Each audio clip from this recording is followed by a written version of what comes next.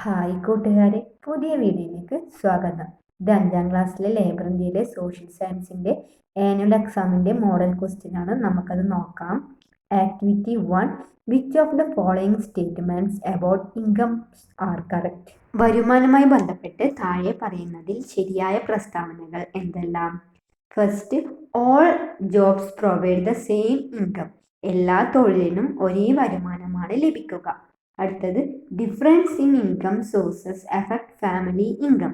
വരുമാന സ്രോതസ്സുകളുടെ വ്യത്യാസം കുടുംബ വരുമാനത്തെ സ്വാധീനിക്കുന്നു. അടുത്തത്, bank deposit cannot be considered as income. Bank നിക്ഷേപത്തെ ഒരു വരുമാനമായി കാണാനാകില്ല. അടുത്തത്, families with higher income can meet more needs. ഉയർന്ന വരുമാനമുള്ള കുടുംബങ്ങൾക്ക് കൂടുതൽ ആവശ്യങ്ങൾ നിറവേറ്റാൻ കഴിയുന്നു.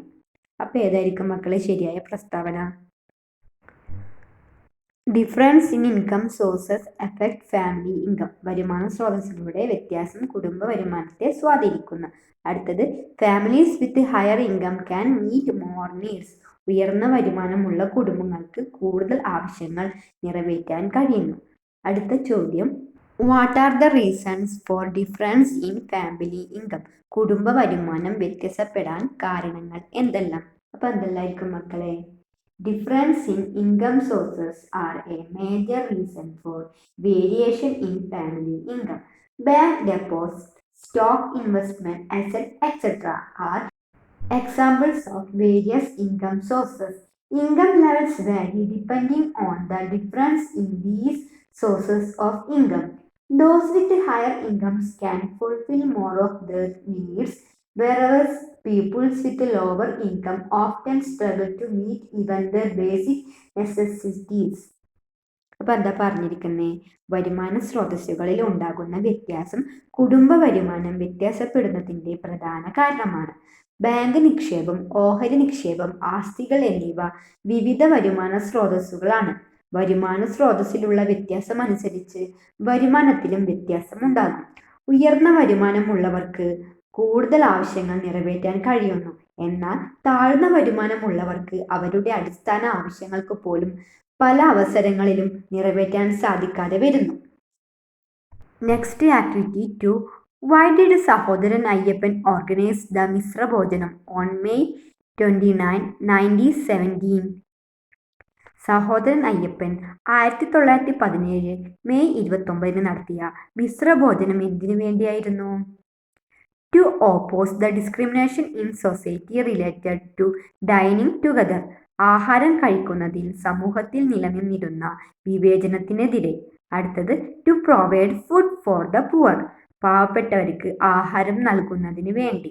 അടുത്തത്, to serve food to the marginalized sections of society.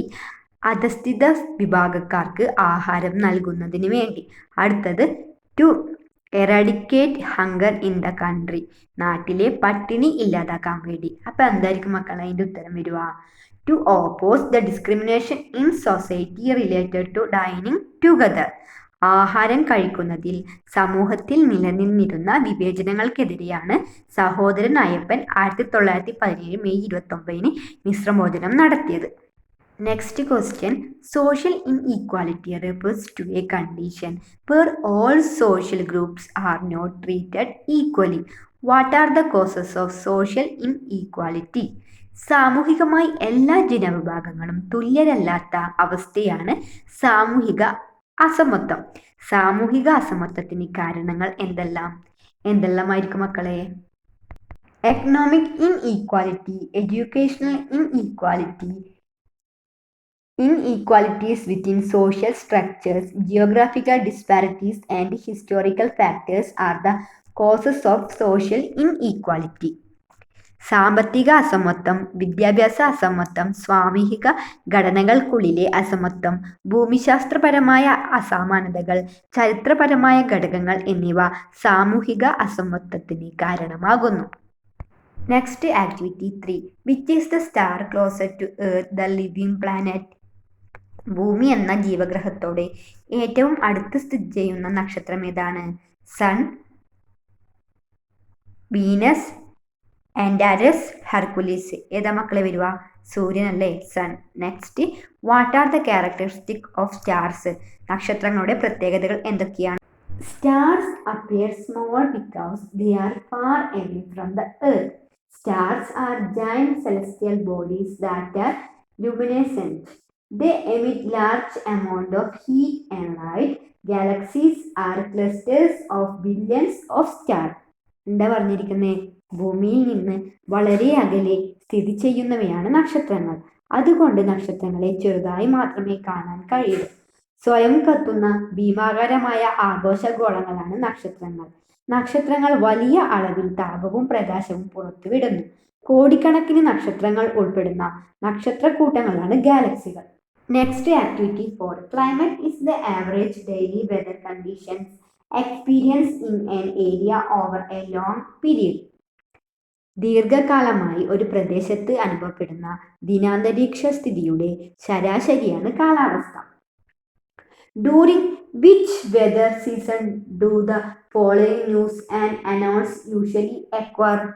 താഴെ പറയുന്ന വാർത്തകളും അറിയിപ്പുകളും ഏത് കാലത്താണ് സാധാരണയായി ഉണ്ടാകുന്നത്? First, trolling ban impose government provides free ration to fisherman. Trolling നിരോധനം ഏർപ്പെടുത്തി മത്സ്യത്തൊഴിലാളികൾക്ക് സർക്കാർ സൗജന്യ റേഷൻ അനുവദിച്ചു. അപ്പൊ ഏതായിരിക്കും? ദ മൺസൂൺ, മഴക്കാലം അല്ലേ. അടുത്തത്, sun burn working hours have been revise. സൂര്യതാപം തൊഴിൽ സമയം പുതുക്കി നിശ്ചയിച്ചു. ഏതായിരിക്കും? ദ സമ്മർ, വേനൽക്കാലം അല്ലേ. അടുത്തത്, ഹെയിൽസ്റ്റോം ക്രോപ്സ് ഡിസ്ട്രോയിഡ്. ആലിപ്പഴ വർഷം, കൃഷി നശിച്ചു. അപ്പൊ ഏതായിരിക്കും അതിന്റെ ആൻസർ? ദ വിന്റർ അല്ലേ, മഞ്ഞുകാലം. Next question, which movement of the earth causes the seasons? ഋതുക്കൾ ഉണ്ടാകുന്നതിന് കാരണമാകുന്ന ഭൂമിയുടെ ചലനം ഏത്? ഏതായിരിക്കും മക്കളെ? റെവല്യൂഷൻ, പരിക്രമണം. അടുത്തത്, how much time does the earth take to complete one full rotation? ഭൂമി അതിന്റെ ഒരു ഭ്രമണം പൂർത്തിയാക്കാൻ കൃത്യമായി എത്ര സമയമാണ് എടുക്കുന്നത്? എത്രയാണ്? 23 hours 56 minutes 4 seconds. 23 മണിക്കൂർ 56 minute 4 second. Next activity 5. This logo belongs to which mission of the Kerala government? ഈ ലോഗോ കേരള സർക്കാരിന്റെ ഏത് മിഷന്റേതാണ്? Rebuild Kerala, Haritha Keralam, Ardram, life. ഏതായിരിക്കും? ഹരിത കേരളം. അടുത്തത്, which sectors are employs under this mission? ഏതെല്ലാം മേഖലകൾക്ക് ഊന്നൽ നൽകിക്കൊണ്ടാണ് ഈ മിഷൻ പ്രവർത്തിക്കുന്നത്? ഏതായിരിക്കും?